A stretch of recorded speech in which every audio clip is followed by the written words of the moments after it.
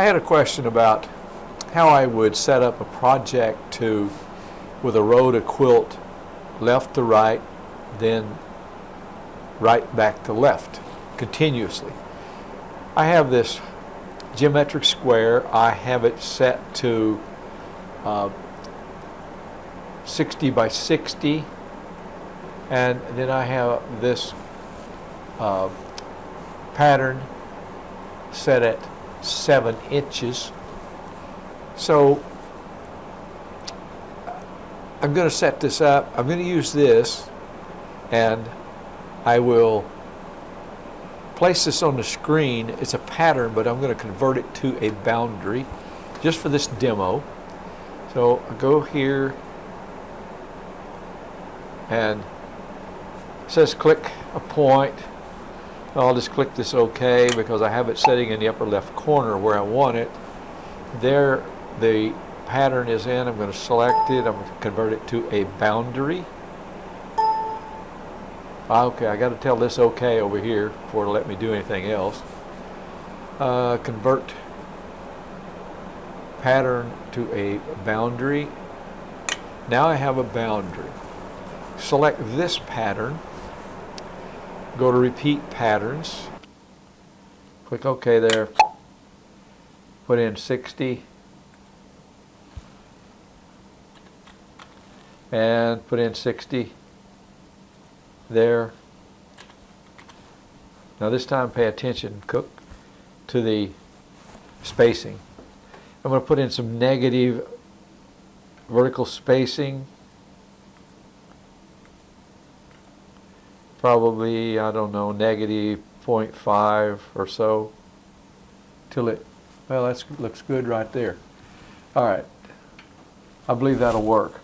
So if I was going to quilt a project and I wanted to quilt left to right, right to left, here's what I would do.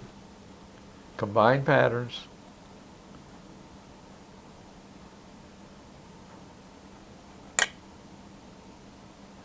Now see what we got. Okay, got them all combined. I'm doing this for a reason, and I'll show you in a little bit. The next one, next row, row 2, I'm going to do the same thing. Select all the repeats in row 2. Come on, give it to me.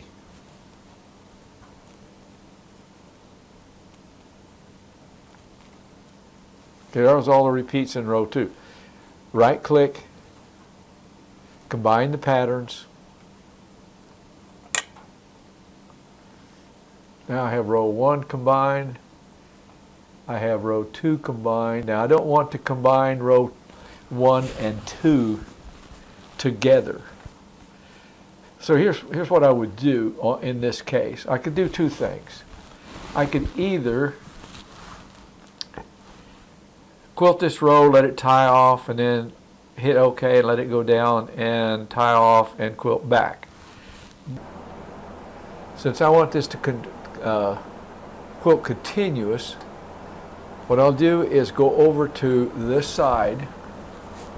I'm just going to use P2P line, Alt L. Okay, turn on the end snap. I'm going to snap a line from the end of the first row to the beginning of the second row. Next, we're going to go and set the sewing order. I want it to start there. Then I want it to go and stitch down there. So I'll change that. So I have 0 over on the left, 1 on the right, and then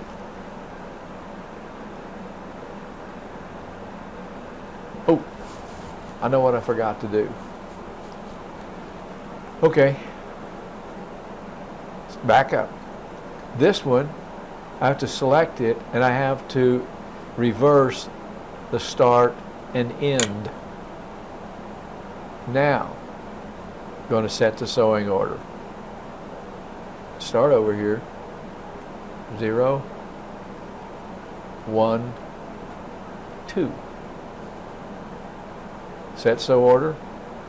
Now that's how it will stitch. So all of these other rows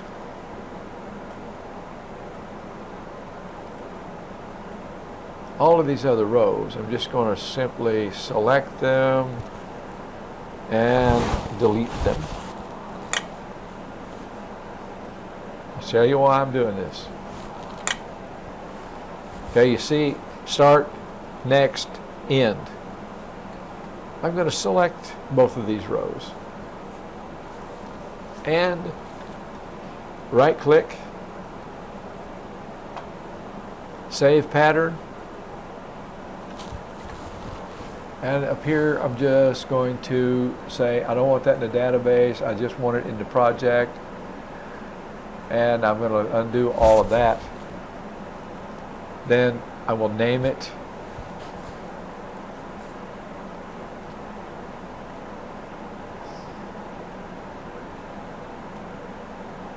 just save it in the project.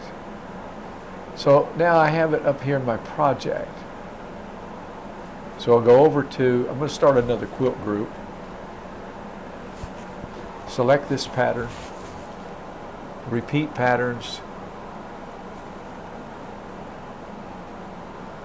Okay. It's going to put all that on the screen. Okay, it's already at 60 and the total height is going to be 60.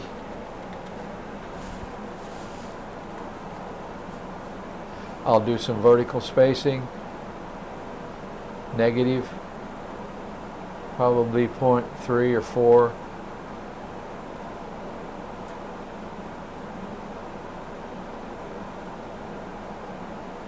Looks like negative. I think that's good right there, negative 0.3. That ought to work. Okay, now I'm all set. It's going to go left, right, right, left, left, right, right, left. So there I have it set up to sew continuously.